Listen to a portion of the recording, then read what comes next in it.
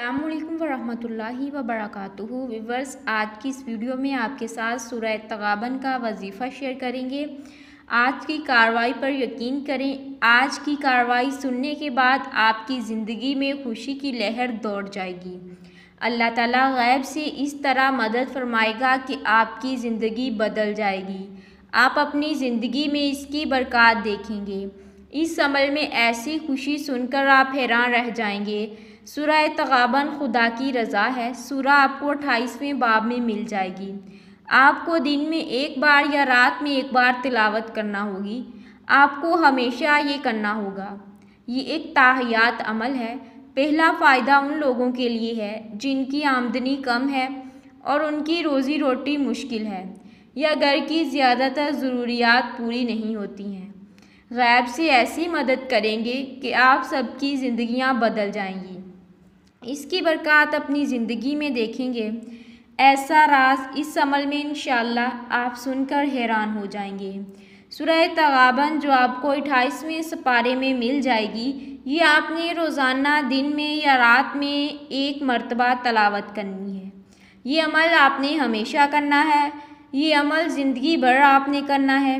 पहला फ़ायदा जिनकी आमदनी कम है और गुजारा मुश्किल से होता है या घर की अक्सर ज़रूरतें पूरी नहीं होती हैं, आज से ये अमल करना शुरू कर दें।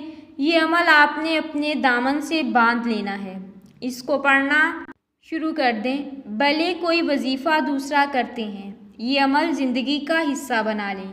इस अमल के ज़रिए जितनी आमदनी होगी, इसी में अल्लाह ताला आपकी सारी ज़रूरतें पूरी फरमा देंगे।